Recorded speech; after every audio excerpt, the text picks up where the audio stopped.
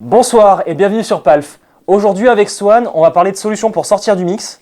Donc Swan, tu as l'habitude de cette problématique, tu fais beaucoup de scènes, Oui. donc c'est quand même ton métier. Enfin, Dès le départ, c'est quand même ton métier. Oui. c'est vrai que quand on joue dans notre chambre, pour la plupart des gens qui nous regardent, et moi compris, on aime bien mettre des basses, gonfler le son. Complètement. Et ça, on va en parler justement, c'est une problématique quand on est sur scène.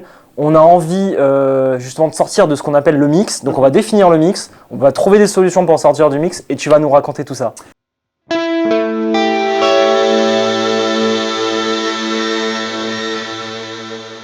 Donc Swan, est-ce que tu peux nous expliquer déjà ce que c'est le mix et comment toi tu fais pour en sortir?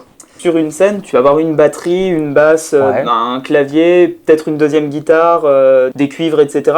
Et Ouais. des chanteurs, des choristes. Et du coup, ce qu'on va faire, c'est que nous, quand on est tout seul dans notre chambre, on va avoir un son hyper rond, hyper plein, hyper Donc, quand hyper tu dis- agréable à l'oreille. Mais Ouais. du coup, concrètement, le mix, ça va être l'ensemble de tous ces sons-là, de tous ces instruments. Et nous, on va Ah pas ouais. pouvoir se permettre d'avoir un son aussi épais. Il va falloir qu'on arrive à sélectionner, pas forcément par le volume, on va le voir après, mais aussi par le choix de fréquence, sélectionner une plage de fréquences où on va pouvoir simplement s'extraire de l'ensemble du morceau pour ressortir, par exemple, pour un solo. Ok, Typiquement, le grand cas, c'est le solo. ouais. Pour un solo, du coup, s'extraire de toute cette masse du mix, en sortir, le temps se mettre un peu devant, en fait, hein, tout bêtement. Ok. Le temps du solo, puis après pouvoir se refondre dedans facilement. Donc le mix, c'est un ensemble de musiciens qui partagent une bande de fréquences Voilà. et chacun doit trouver sa bande pour s'exprimer en fait. Exactement. Ok. Typiquement, souvent en tant que guitariste, le son qu'on a dans notre chambre, donc Ouais. très très plein, va en fait, Tu en englobes réalité, voilà. T'englobes tout en Ouais, fait. c'est clair, on se rend compte, dès qu'on arrive en studio pour enregistrer ou en live, on se rend compte directement qu'on est en compétition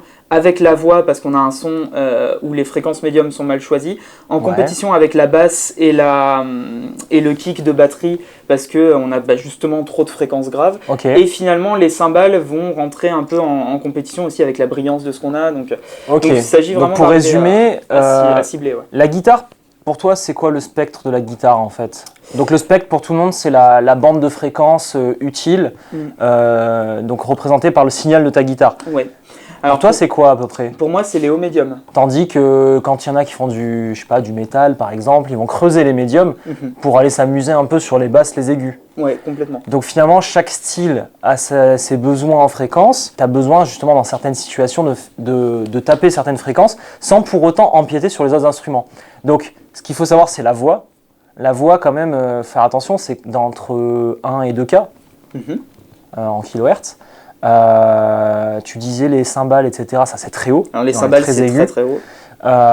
Et après, tu as le bassiste. Le bassiste qui lui va t'embêter quand même. Bien sûr, c'est un bassiste. C'est un bassiste. Le but du bassiste, c'est justement de t'embêter et de prendre tout jusqu'à 800 Hz, on va dire. À peu de choses près, ouais. À C'est peu de pour, choses ça, près, c'est ouais. pour ça que souvent sur des EQ, par exemple en studio, ce qu'on Ouais. remarque tout le temps, c'est que l'EQ d'une guitare, on a directement un low-cut dessus, même si on n'entend pas directement à l'oreille le fait que tu aies des fréquences très basses. Ça se regarde quand tu analyses le spectre en fait, Ouais. de la guitare, on voit qu'il y a des fréquences, même si on les entend pas, qui du coup vont être coupées directement avec un low-cut pour ne pas rentrer Parce qu'en réalité- juste en compétition avec la basse. Parce qu'en réalité, ta guitare génère ses fréquences dans les 200-300 Hz, ça les Ouais. fait. Et selon les effets que tu mets, voilà, bon, on va en parler des pédales après, Bien sûr. mais il y a des EQ où tu peux gonfler tes basses. Mhm. Ça, c'est la solution maison. Mhm. Mais c'est vrai que ça, l'ingé son, il a intérêt à bien les couper si tu veux sortir du mix. Bah, il s'agit de ne Donc- pas se battre avec son ingé son. si C'est tu ça. veux. Donc finalement, toi, quand tu veux sortir du mix, pour résumer, hein, quand tu veux sortir du mix, toi, tu tapes dans le haut médium parce que finalement, tu n'as plus le bassiste, tu n'as plus la voix, parce que la voix, elle est quand même dans les médiums, à moins que tu aies une chanteuse Oui. qui vient taper très haut. Et puis tu chantes pendant que tu joues. Voilà. Donc, tout ça pour dire que les cymbales sont quand même dans les aigus très hauts. La batterie, elle va se placer du coup sur les bas et les aigus en même temps. Tu as la caisse claire aussi qui peut t'embêter. Oui. Tu as la basse, tu as la guitare rythmique. Donc toi, finalement, tu as une fréquence très très fine dans les 2 cas où tu vas venir éclater les oreilles. Oui. Donc quand on joue dans cette fréquence-là à la maison tout seul, c'est dégueulasse. Ah, c'est insupportable. Quoique, bon, si on s'en sort bien, on arrive quand même à faire quelque chose de bien. Oui. Du coup, il faut quand même faire attention, faire une distinction entre ce qu'on va montrer, qui est une solution pour la scène, et on va montrer ce qui est intéressant aussi peut-être pour la maison. Complètement. Pour oui, ceux qui ont envie de bien s'amuser sûr. à la maison, Bien sûr. sans avoir toutes ces contraintes de live. On va vous présenter chacune des pédales qu'on a sélectionnées pour ce test-là. Donc, le but, c'est quand même de trouver 5 solutions pour sortir du mix. Donc, finalement, Swan, c'est toi qui a proposé Oui. On va mettre de côté ton son de base qui est donc la Riot et la Utopia. Voilà, donc en fait, ce qu'on a fait, c'est qu'on a pris 2 pédales qui vont être notre son lead de Ouais. base. La base qu'on va pas bouger, donc quoi qu'il se passe, ce réglage-là ne bougera pas. Donc là, je vous montre les 2 pédales. On va avoir la Riot de Sir qui donc va être simplement mise en... avec Donc ça, c'est une disto. C'est une disto, ouais, Voilà. avec un peu de Ouais. gain, un volume qui est à peu de choses près égal à mon volume clair, justement. Je vous le montrerai ensuite. Puis la Utopia, donc Dana Sounds, qui va me permettre d'avoir un petit delay pour enrober un peu le son. Carrément. Bon, vas-y, à la limite, monte le Clinton. Voilà. On est toujours sur la Telecaster avec l'ampli Kelt signature Axel Bauer. Exactement. Donc le Clinton déjà. Donc voilà, donc là j'ai... Qui Là est c'est déjà mon Clinton. super sexy. Ouais. Voilà. Je rajoute le delay. Ok. Tout à l'heure, tu nous as fait un truc un peu en Dot It 8.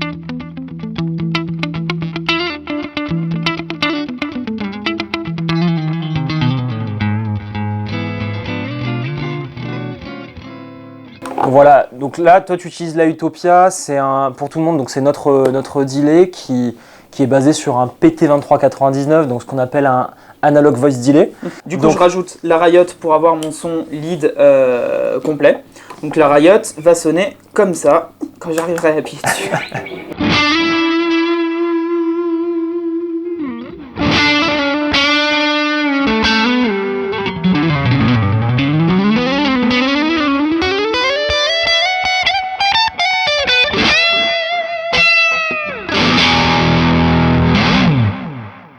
Ouais, Donc ça c'est le son de base qu'on va utiliser tout le temps et qu'on va venir modifier un peu pour sortir du mix. Là on a un son qui est parfait pour de la rythmique. Il y a le delay mais je l'enlève juste pour le truc. ouais, on fait Là, une petite rythmique. Ouais,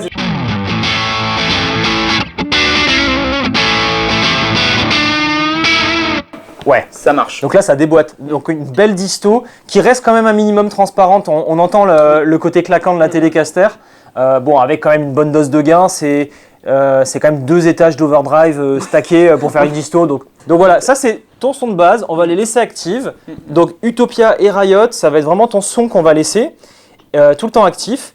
Et on va présenter différentes solutions pour booster et sortir du mix après ou avant ce duo. Exactement. Donc bon, le delay, on l'a quand même laissé à la fin parce qu'un delay avec des drives, ça va faire n'importe quoi. Mais voilà, donc ta Riot sera au milieu et elle va se prendre soit des choses devant, soit des choses derrière. Les 5 solutions qu'on vous a proposées aujourd'hui. Donc ça, c'est toi qui l'as proposé, la SP Compressor. Ouais. On va présenter pourquoi, mais donc c'est un compresseur que tu utilises toi tous les jours.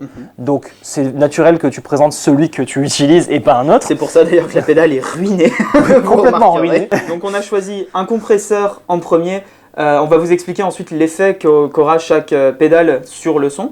Donc un compresseur en premier, ensuite on a un clean boost. Donc voilà, le présenter. One Knob qui est sorti du comparatif de Booster One Knob. Donc on savait qu'il nous fallait un booster ultra simple à utiliser parce que ça va marcher, on va vous montrer Exactement. comment.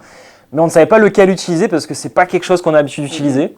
Donc celui-ci est bien ressorti du comparatif, puis il est accessible en prix. La Arose est à 119 € pour un One Knob. La Xotic SP Compressor, donc, qui est inspirée de la Ross, est à 159 €. Il y a quand même 3 réglages dessus, donc voilà. Oui, puis Petit il y a des- format. il y a des switches. Voilà, il y a plein de petites choses. Apparemment, il y a des réglages internes aussi qu'il faudra les regarder. Ensuite, la troisième solution, c'est la Ego Driver Ouais, que tu donc- utilises aussi. Donc on va l'utiliser comme une tube screamer en fait. Voilà, Donc volume à fond, gain quasiment à 0. c'est ça. On arrive ensuite du coup dans la Riot, c'est ce qu'on vous disait, donc le son de base. On repart tout en haut sur la Savage qui va donc servir aujourd'hui de clean boost, enfin d'overdrive après, avec très peu de gain, après la disto. Donc ça va Ouais. faire un boost de, bon, on l'expliquera, un boost de volume. Donc ça, la Savage, qui est aussi une de nos pédales, c'est vrai que tu peux l'utiliser de manière différente, soit en base de préamp, soit là en booster pour tes solos. Voilà. Et ensuite, tu continues avec la Boss. On termine avec la Boss, donc la EQ 200 qui est Ouais. c'est la nouvelle série 200 de Boss. Donc Voilà. il y a la OD 200 pour les overdrive. Donc c'est en fait, bon, c'est Tout à fait. les delays, les modulations, les reverbs et les Donc EQ. on a choisi celle-ci. Bon, elle est un peu moins on a budget, mais elle a quand même la particularité de proposer plusieurs presets. Complètement. Elle fonctionne super bien. On a pas mal de bandes de fréquences. Il y a une belle ergonomie, moi j'ai beaucoup aimé. Après, si vous cherchez un EQ, il y a aussi chez Boss la EQ, GE7. c'est GE7, ouais, GE7. qu'on a mis dans la vidéo de Brian May, qui est vachement sympa aussi. Voilà, c'est juste que là, il y a les mixeurs, enfin des EQ, il y en a plein. il y en a un paquet, mais celle-ci, mine de rien, elle est stéréo. Donc techniquement, tu pourrais mettre un EQ devant et derrière. Oui, c'est vrai. Donc c'est quand même quelque chose à souligner, avec plusieurs presets, avec, enfin voilà, vraiment une belle efficacité. On va montrer, il y a un boost de volume important. Voilà. C'est pour ça qu'on l'a proposé. Je pense que c'est une belle découverte. Oui, c'est une très belle découverte. Bah, on en veut pour preuve qu'on s'est amusé comme des fous à préparer la vidéo avec celle-ci. C'est ça. Et du coup, on termine dans l'Utopia, donc en fait le delay. Pourquoi? Parce que c'est vraiment le son une fois boosté, une fois bien propre, qu'on va venir, j'allais dire réverbérer, mais répéter avec le delay. C'est aussi pour ça qu'on a mis l'EQ après, c'est pour vraiment toucher au son final. Oui, et après la Utopia apportera sa couleur sur cette globalité de son. Moi, je te propose de montrer déjà un setting surmixé pour la maison pour voir ce qui n'est pas bon. Carrément, donc un truc qui va sonner bien et encore chez nous. Donc...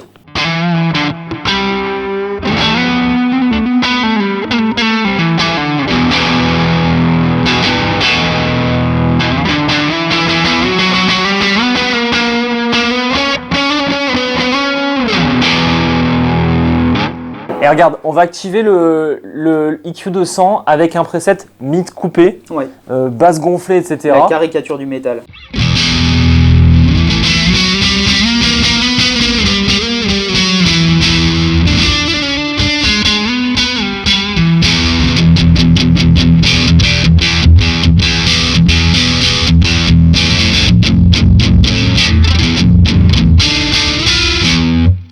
Voilà. Là, à la maison, c'est flatteur quand même. Ouais, c'est flatteur. Là, à la maison, on a... Donc, en fait, nous, là, dans le studio, on s'est pris une avalanche de basses dans la tête. T'as l'impression que t'as une petite nappe qui arrive sur toi comme ça. Ouais, mais c'est exactement ça, là, le côté... Moi, j'adore. Non, mais c'est franchement, ah bah, ça marche. kiffant. Ça marche, là, ici, dans le studio. Ah ouais, ça marche grave. Maintenant, ça, en live, vous avez trop de basses. Là, mais on entend la fréquence basse. C'est-à-dire qu'on a l'impression qu'il y a une basse dans le studio. T'envoies de la sinusoïde à chaque fois en fait. Reste poli s'il te plaît. Donc ça c'est le truc à ne pas sortir en live. Par contre voilà, c'est quand même bien de montrer ce preset pour ceux qui travaillent à la maison, enfin je trouve ça cool. Maintenant on va repasser sur le son de basse que tu avais. J'ai désactivé volontairement le delay pour qu'on ait juste une rythmique. Vas-y, envoie un truc. C'est un moyen très, très subtil de me dire Swan. Quoi? Tais-toi. Merde.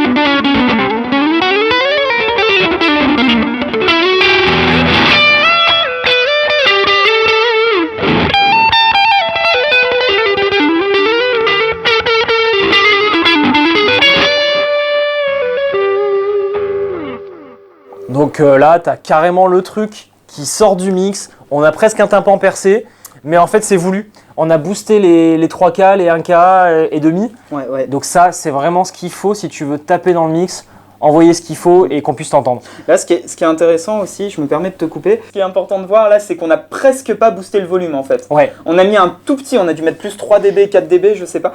Même pas en fait. Parce que en fait, non, je crois qu'on est sur le curseur MIDI là. Non, en fait, oui, ce que tu veux dire, c'est que l'EQ, pour l'utiliser, c'est ressortir avec les fréquences sans forcément aller chercher le volume. Parce qu'on pourrait aller chercher du volume. Là, tu auras un truc bien vénère.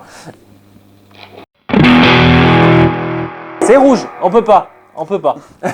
Ça sature.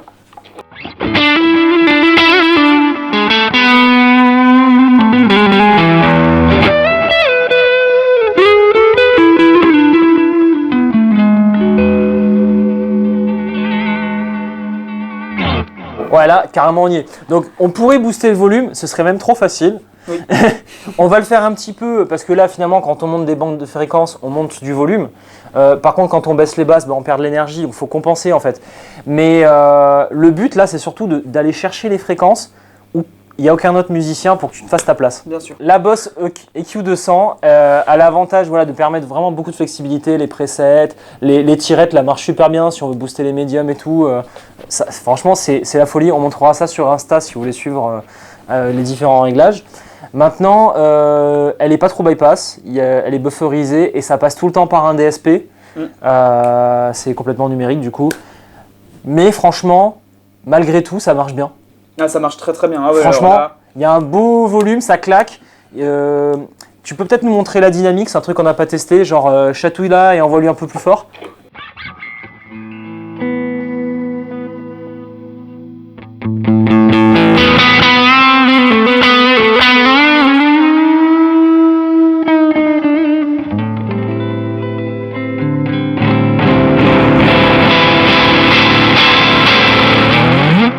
Ouais, il n'y a pas à dire, ils ont fait du bon boulot quand même. Ils ont fait du très bon travail. Très bon boulot, moi je suis vraiment content. Alors j'ai lu sur les commentaires qu'il y en a qui n'aimaient pas les prises MIDI sur le côté. Moi ça me dérange pas plus que ça. C'est de la pinaille. Là c'est de la pignole sévère. Et non franchement le fait qu'il y ait les entrées stéréo, entrées-sorties stéréo, ça c'est une très bonne idée parce que finalement ça va permettre de brancher l'EQ après le drive et avant le drive. Ouais. Et ça, c'est assez formidable parce que c'est ce qu'on expliquait sur la vidéo Sonner comme Brian May, c'est que là tu vas vouloir peut-être booster un peu les médiums après, mais tu vas peut-être vouloir couper les basses avant pour que ça ressorte mieux sur ta Riot. Bien sûr. Donc voilà, ça c'est vraiment une très bonne solution. Deuxième solution pour sortir du mix après les drives, donc c'est la Savage, qui est un overdrive transparent type Clone Center. Donc tu l'as choisi parce qu'aussi c'est une pédale que tu utilises. Bien sûr. C'est ma solution d'ailleurs pour sortir du mix. Oui. Donc spoil. Spoil direct. Donc oui, après tu nous expliqueras qu'est-ce que tu préfères. Et on fera le réglage parfait. La Savage, on l'utilise pour sortir du mix parce que donc on a appris de mettre le gain à 0 et de respecter complètement la caractéristique de la guitare et d'envoyer grave de volume parce qu'on a quand même une vingtaine de décibels. Et il y a une dynamique qui est importante parce que dedans tu as 27 volts de dynamique, ce qui est franchement énorme. Finalement, vu que tu veux du haut médium, la tonne ça suffit. Oui, complètement. Et on verra qu'en montant un peu le gain, on a un petit grain qui pareil va rajouter du haut médium et va rapporter un peu de couleur.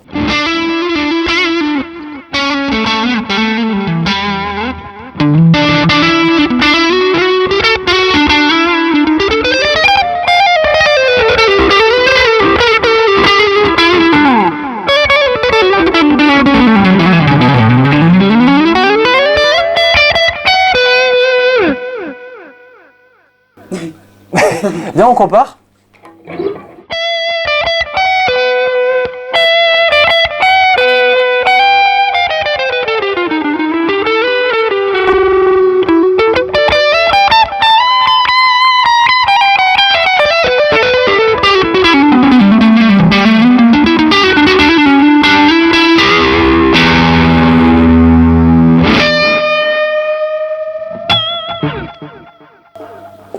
Voilà.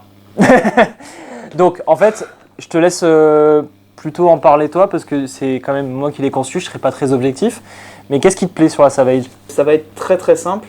Le tone va me servir d'EQ complètement pour passer après les drives. Alors là on a pris la Riot pour avoir une solution tout en un. D'habitude on le verra d'ailleurs à la fin, je stack des drives pour arriver à mon son lead, mon étage de gain le plus haut en fait. Ouais. Et ce qui me permet d'avoir un contrôle dessus, c'est à la fois le gain et le tone, parce que le gain, dès qu'on en met un peu, ça apporte une couleur, mais du coup ça adoucit un tout petit peu le son. Et moi j'adore vraiment avoir un son, même s'il sort du mix, avoir un son très doux et très dynamique. Et le tone va me permettre ensuite vraiment d'affiner, en fait c'est les aigus que je vais taper avec ça. Simplement. Ah bah là tu vas chercher tes aigus, donc, ouais, c'est clair. Ça c'est cool. Et le out, tout bêtement, va juste me servir à contrôler le volume général. Donc je l'utilise comme une EQ. Finalement c'est à peu près la même utilisation. On l'a entendu quand on a fait le AB d'ailleurs, c'est assez proche. C'est assez proche, ouais, carrément. Sauf que t'as le grain. Je la trouve jolie. Donc finalement, tu arrives quand même à retrouver ton compte avec moins de réglages. Et le moins il y a de réglages, le plus je suis heureux. En plus en live, quand vous avez un problème, vous n'avez pas le temps d'aller chercher dans des multitudes de switch ou de trucs comme ça. Donc là vous savez directement d'où ça vient, le souci. Donc finalement il faut choisir l'EQ 200 quand on veut du réglage, du MIDI, du stéréo, plein de solutions en tout cas pour changer les fréquences à volonté. Et quand on ne veut pas se prendre la tête, on prend la Savage. C'est ça, si je résume bien? Oui, complètement. Bon, super. Alors, maintenant, on va présenter les solutions avant la Riot. Parce que là, on l'a bien vu, ça ne va pas apporter du gain, ça va apporter du volume et un peu de couleur. Maintenant, si on vient booster devant, on va éclater les tâches d'entrée de la Riot et ça va faire des choses intéressantes. C'est chouette. Donc je te propose qu'on commence par la Ego Driver. Carrément. Donc le réglage très fin, volume à fond, gain à 0. On est sur le voicing medium. Et le tone un petit peu monté parce qu'il n'y a pas de raison. Oui, il n'y a pas de raison. Mais du coup, le but vraiment, encore une fois, c'est d'éclater l'entrée de la Riot avec un gain monstrueux. Donc... De la même manière qu'on aurait éclaté l'entrée d'un ampli légèrement drivé par exemple. Ah oui, là, si tu avais une tête un peu métal... C'est le raisonnement. Ouais, carrément, vas-y.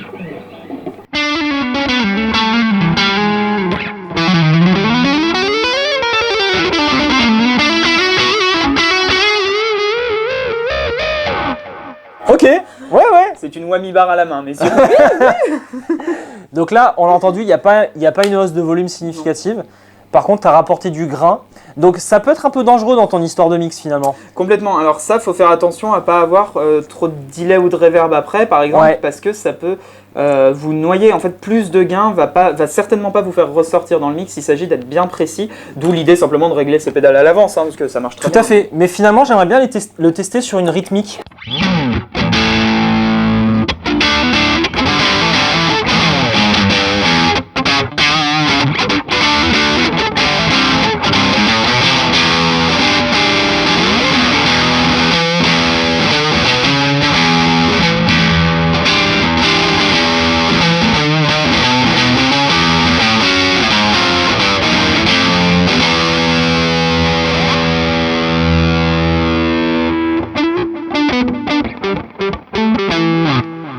Donc tu vois, je trouve que cette solution devant le drive marche mieux pour une bonne rythmique bien claquante. Complètement. Ah bah là on arrive sur des... Parce que c'est vrai que le delay, t'as englobé le truc et finalement tu sortais pas trop du mix. Alors en revanche, un truc très sympa, c'est une petite parenthèse, mais là par exemple aller taper des octaves ou des toniques dixièmes, enfin tierces à l'octave, là c'est monstrueux.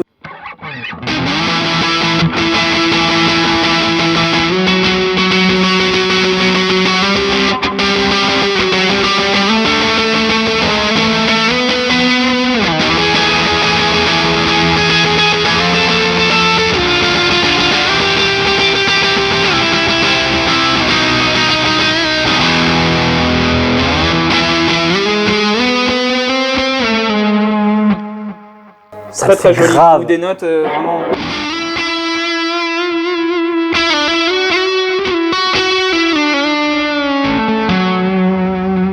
Là, un truc qu'on remarque aussi, c'est la possibilité de jouer au volume de la gratte qui est monstrueuse. Un truc que j'utilise très souvent en live, par exemple pour un chorus qui va vraiment monter ou un jam ou n'importe quoi, c'est commencer presque, pas clean, mais presque clean, mais avec tout d'enclenché quand même. Donc c'est-à-dire que là j'ai mon son entier. Et je viens baisser mon volume et vraiment le monter, mais vraiment au fur et à mesure du solo. Donc là, je suis là à peu près.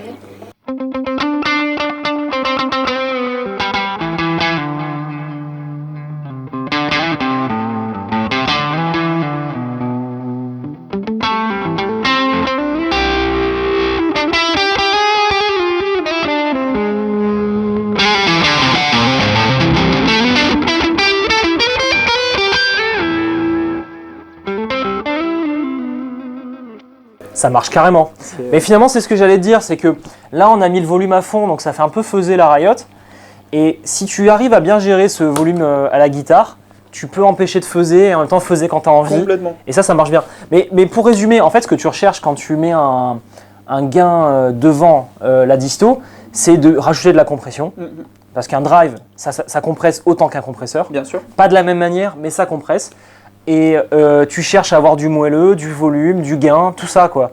Donc c'est pour ça que le One Knob Booster, je pense que c'est une bonne solution aussi, parce que t'as pas besoin de subtilité finalement. Non, mais c'est pas ce que tu cherches. Hein. Là tu cherches pas, là t'es complètement pas dans, t'es dans le bourrin. Et on va voir ça justement, on va comparer.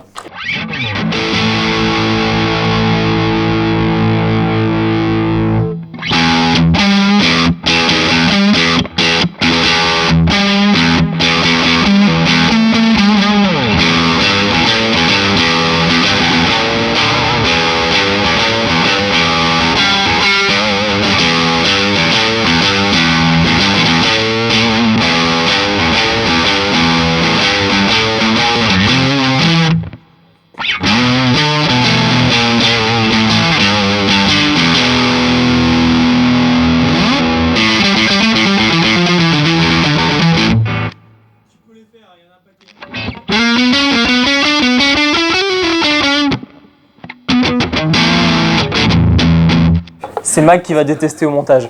Donc, finalement, ce qu'on a remarqué, c'est que c'est vrai que les sons sont quand même plutôt proches entre les deux. Le seul avantage d'avoir plus de potard, on va dire, c'est de gérer un peu mieux la tonne, pouvoir peut-être rajouter un peu de grain, mais c'est pas nécessaire. Ou finalement d'avoir une pédale qui peut aussi te servir à faire autre chose. Complètement. Voilà. Alors il y a un truc mais alors super important, et je dis ça parce que un jour j'ai eu un accident de casque avec ça, de in-ear avec ça. Ouais. Surtout, alors en l'occurrence c'est quelqu'un qui essayait mon pedalboard et j'avais toujours les in-ear, donc j'entendais ce qu'il faisait même à l'autre bout de la salle.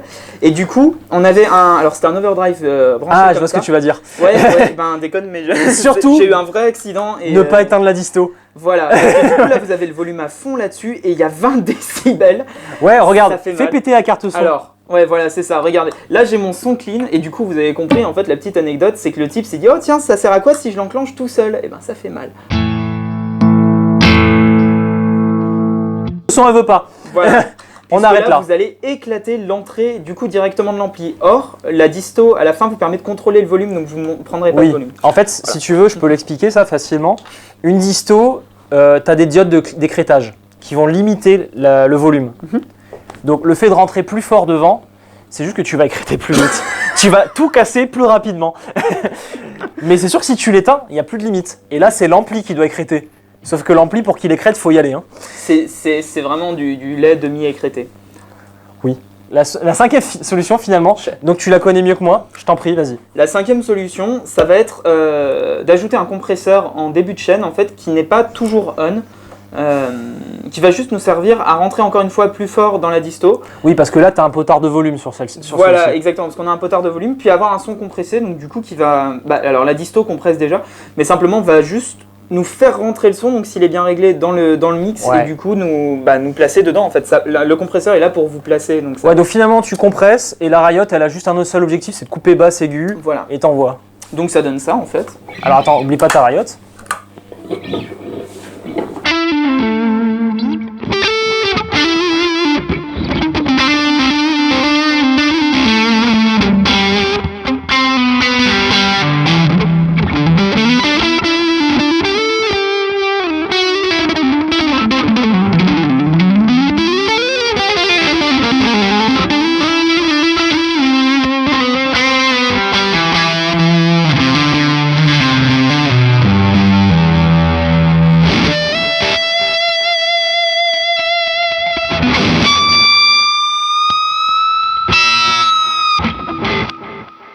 Du coup, j'ai remarqué un truc, je sais pas si toi aussi, l'ASP compresseur, comme il n'y a pas de réglage de tonne, en fait, tu ressors un peu moins du mix, mais tu ressors quand même parce que tu as cet effet de compression et de grain que tu recherches.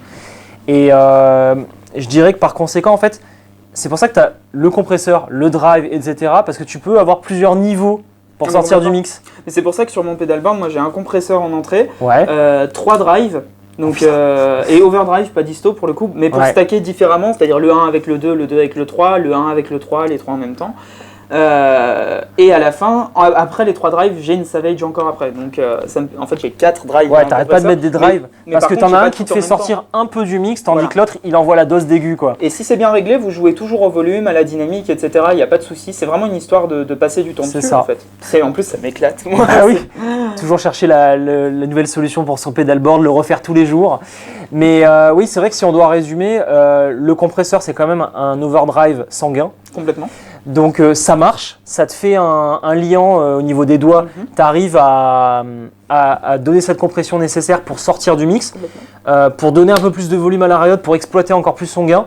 Donc ça marche. Il n'y a pas les aigus en plus, mais tu les as en éclatant un peu l'entrée de la Riot.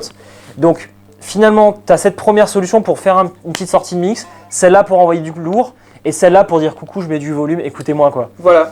Mais finalement, on pourrait en mettre plusieurs ensemble. Moi, j'allais dire, la solution que j'aime le plus là-dedans, ça va être de mettre donc, la Riot et la Utopia en base de son. Et puis, on va essayer un truc. Vas-y. On va booster l'entrée de la Riot avec la Ego Driver. Ouais. Donc, sans rajouter tant de volume que ça, comme on l'a vu. Et on va contrôler le volume général de sortie via la Savage. Vas-y. Et donc, ça va nous donner... Arrête de parler et joue. Ça lui a donné envie très fort.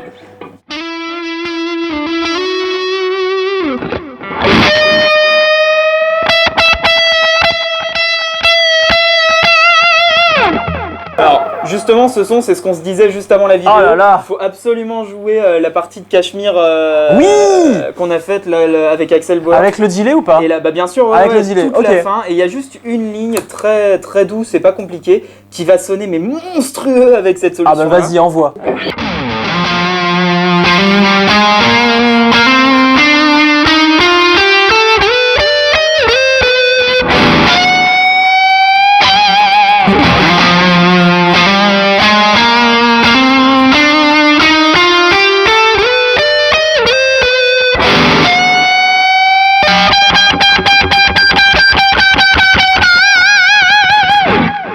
C'est monstrueux. Petite note, je suis sur un micro-manche de télé, hein. C'est pas, Voilà. c'est pas un double chevalet. Hein.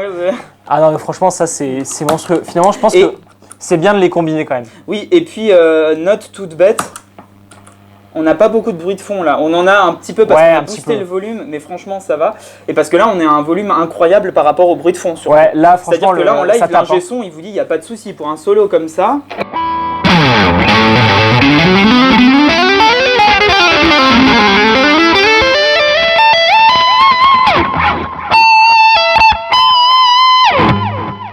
Ah ouais, grave. Et donc là, si on joue à la dynamique du volume, on se retrouve la dynamique du potard de volume, on se retrouve avec un truc monstrueux.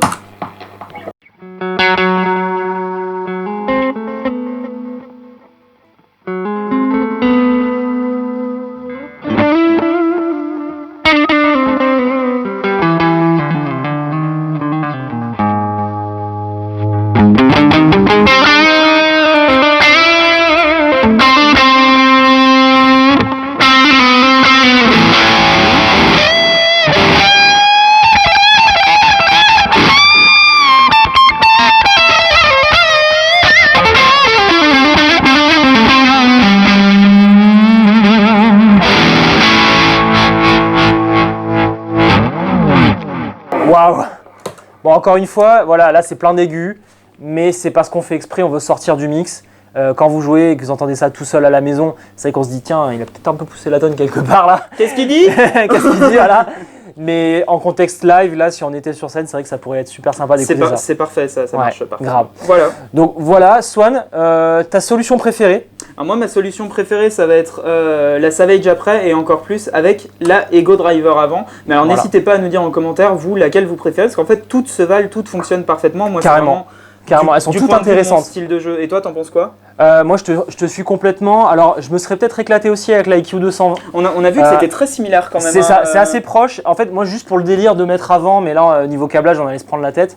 Mais mettre un double IQ devant et après, je trouve ça super cool. Mais moi, je fais pas de scène, donc c'est plus pour m'éclater à la maison. Oui, c'est ça, c'est de la prise de tête. Alors, le tout, c'est que aussi, faut que ça reste simple et intuitif. Mais sinon, oui, je te rejoins complètement. Je trouve que solution scène, tu peux. On parle quand même de solution saine. Oui, saine, voilà. Oui, complètement. Ce n'est pas ton cas, mais tout va bien. Je trouve que c'est intéressant d'avoir les deux parce que tu peux mettre du grain à un moment, rajouter du volume à un autre. Voilà. Et en fait, je dirais même que ces trois-là ensemble sont intéressantes. Parce que tu peux faire une petite sortie puis une plus violente. Donc moi, ce que je vous propose pour terminer, c'est juste quelques notes de guitare qui n'ont rien à voir avec ce qui fonctionne dans ce genre de choses. Parce que ça marche partout.